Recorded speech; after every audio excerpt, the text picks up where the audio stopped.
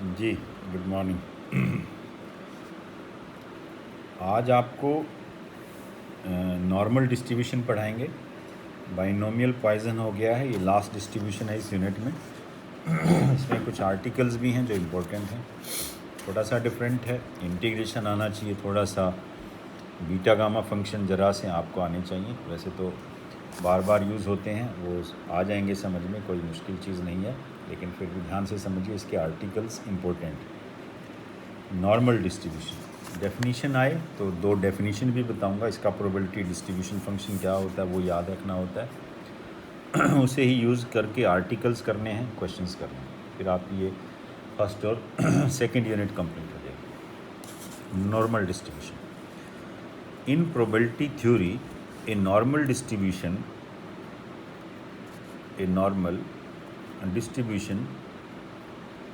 Is a type of continuous probability distribution. Continuous मतलब वो discrete values नहीं दी होती हैं, ये इंटरवल्स दिए होते हैं। इन probability theory a normal distribution is A type of continuous probability distribution for a real valued random variable x. The general formula for its probability distribution function is fx is equal to 1 by sigma root 2 pi e raised to power minus 1 by 2 x minus mu by sigma whole square. ये जो x है ये तो random variable है, sigma जो है वो standard deviation है, और म्यू जो है वो मीन होता है, और जो x की वैल्यू है वो माइनस इन्फिनिटी से इन्फिनिटी होती है, इंटरवल दिया होता है, इसलिए कंटिन्यूस प्रोबेबिलिटी डिस्ट्रीब्यूशन फंक्शन। ये तो मेन फार्मूला है जो नॉर्मल डिस्ट्रीब्यूशन के हर क्वेश्चन में यूज़फुल है, ये याद करना है। ऐसे ही प्रोबेबिलिटी डिस्ट्रीब्यूशन फंक्शन मैंने बाइनोमियल में बताया, पॉइजन में बताया, वहाँ वो याद रखने हैं उनके ऊपर। यहाँ जो प्रोबेबिलिटी डिस्ट्रीब्यूशन फंक्शन है वो ये है जी। म्यू इसमें मीन है, सिग्मा जो है वो स्टैंडर्ड डेविएशन है, एक्स रैंडम वेरिएबल है, बाकी कॉन्स्टेंट्स हैं। ये फार्मूला याद रखना है, लिखा भी है आगे, एक्सप्लेन बार बार करेंगे इसको, ये याद हो जाएगा। आज का लेक्चर 2-3 बार पढ़ लेना, वो बस कुछ रिजल्ट्स याद रखने हैं, उनको फिर आगे इंटीग्रेशन में बताएंगे। Where mu is the mean और expectation of the distribution and also its median and mode. आगे चल के प्रूफ भी करेंगे। नॉर्मल डिस्ट्रीब्यूशन में मीन, मीडियन, मॉड तीनों बराबर होते हैं। Where mu is the mean और the expectation of the distribution and also its median and mode, ये बराबर होते हैं नॉर्मल डिस्ट्रीब्यूशन में। Sigma is its standard deviation. Variance जो है वो स्टैंडर्ड डेविएशन के स्केयर को कहते हैं, तो वेरिएंस यहाँ से सिग्मा स्केयर है, अगर उसका अंडर रूट लें तो वो स्टैंडर्ड डेविएशन। ये रैंडम वेरिएबल, आगे 2-3 डेफिनेशंस हैं, इनमें से जो भी अगर डेफिनेशन आ जाए तो आप कोई से भी लिख सकते हैं। ये random variable with A Gaussian, ये सिंबल है, बस याद रखना है। Gaussian distribution is said to be normally distributed, it is called a normal deviate, ये एक डेफिनीशन है। एंड स्टैंडर्ड नॉर्मल डिस्ट्रीब्यूशन, वो तो normal distribution, standard normal distribution में क्या होता है, म्यू 0 होता है, सिग्मा 1 होता है, ये स्टैंडर्ड। अगर स्टैंडर्ड नॉर्मल डिस्ट्रीब्यूशन दिया हो तब ये पर्टिकुलर केस है। ये standard normal distribution is special case normal distribution in which mu is 0, sigma is 1 and it's probability distribution function जो है, अगर हमारा जो ये प्रोबेबिलिटी डिस्ट्रीब्यूशन फंक्शन है इसमें म्यू को 0 और सिग्मा को 1 हम पुट कर दें तो वो ये normal distribution, standard normal distribution ये बन जाता है 1 by 2 pi under root e raise to power minus x square by 2। ये तो जब स्टैंडर्ड दिया होगा तब यूज़ करना है। अभी 2 डेफिनीशन और बताएंगे, ये डेफिनीशन ध्यान से समझिए क्या होता है। अगर डेफिनीशन आ जाए तो आप लिखें। The normal distribution is a continuous distribution. Continuous इसलिए क्योंकि इंटरवल्स दिए होते हैं, एक्स की वैल्यूज़ हमें डिस्क्रीट में नहीं दी होती। Normal distribution is a continuous distribution. This can be derived from the binomial distribution in the limit case when n the number of trials are very large. इसमें जो नंबर ऑफ ट्रायल्स हैं बहुत large होते हैं, इसमें जो probability of the distribution function है वो अप्रॉक्सीमेटली 1/2 होती है। ये कुछ कंडीशंस हैं इसकी नॉर्मल डिस्ट्रीब्यूशन की। And P, the probability of success is close to 1/2. Then the general equation of the normal distribution is given by, वही जो बताया आपको, fx is equal to 1 by sigma root 2 pi e raised to power minus 1/2 x minus mu by sigma का whole square, x की value minus है। ये है जी main चीज़। Normal distribution में जो प्रोबेबिलिटी डिस्ट्रीब्यूशन फंक्शन है वो ये। फिर वही चीज़ें बार बार अलग अलग डेफिनेशन में आपको बताई है। Mu and sigma are called parameters of the distribution. Mean that is respectively mean and standard deviation of the distribution, और एक्स की वैल्यू ये sigma positive x is called normal variate and f x is called probability distribution of the normal distribution. इसको लिखने का तरीका भी है, we briefly write it as x is equal to n for normal distribution mu comma sigma square. उस probability distribution function को ऐसे भी लिख सकते हैं। अब ये कुछ चीज़ें मैं बताऊंगा, अभी आप इनको ध्यान से सीखिए, ज़्यादा मुश्किल नहीं है। आज का लेक्चर थोड़ा सा, क्योंकि मैं आपको पहले बाइनोमियल बताया, फिर पॉइजन बताया, अब ये नॉर्मल बता रहे हैं। कुछ ये स्टैंडर्ड सिंबल्स हैं और जो रिजल्ट्स हैं उनके प्रूफ भी हैं, वो कल से बताएंगे। आज सिर्फ इसको रीड कर लेना और इसको बार बार पढ़ के बस ये याद कर लेना कि इनके क्या मतलब हैं, इसमें क्या हमने पढ़ना है। We briefly write x is equal to normal distribution mu sigma square. The graph और normal distribution is bell shaped, जैसे बेल होती है उस टाइप का इसका ग्राफ बनता है हमेशा।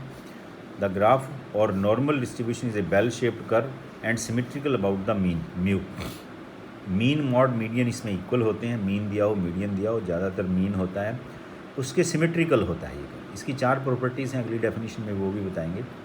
फिर एक ये रिजल्ट है इंपॉर्टेंट, इसका प्रूफ भी बताएंगे। The total area under the normal curve above x axis is always 1। जो टोटल एरिया होता है नॉर्मल कर्व का वो 1 होता है। ये इस टाइप का शेप बनता है, characteristic of the normal distribution. ये बेल शेप चीज़ बनती है। ये यूनी मॉडल होता है, मतलब ये मीन मॉड मीडियन यहाँ इक्वल होते हैं। ये सिमेट्रिकल होता है, इतना इधर होता है, इतना इधर होता है।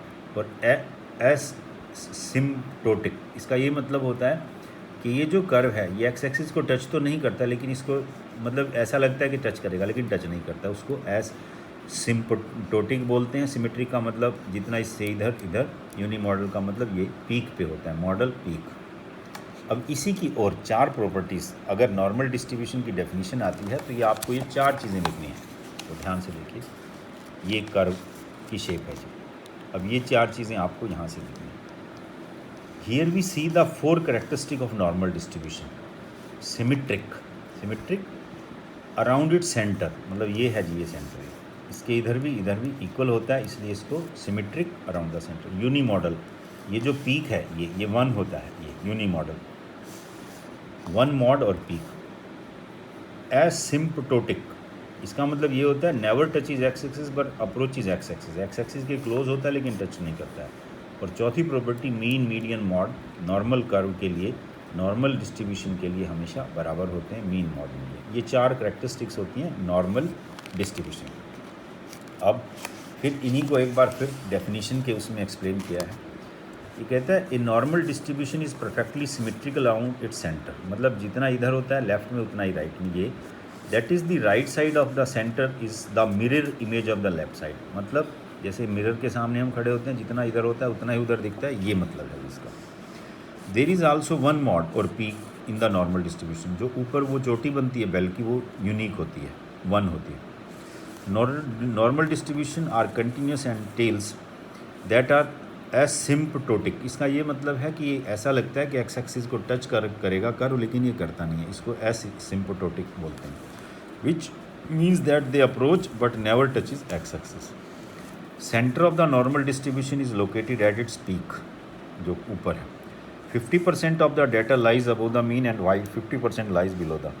It follows that the mean median and mod of A R equal in a normal distribution. Normal distribution में मीन मॉड मीडियन बराबर होते हैं। ये कुछ चीज़ें हैं जो आज के लेक्चर में आपको मैं बता रहा हूँ, इनको याद रखना है 1 बार 2 बार 3 बार, मुश्किल नहीं है ये।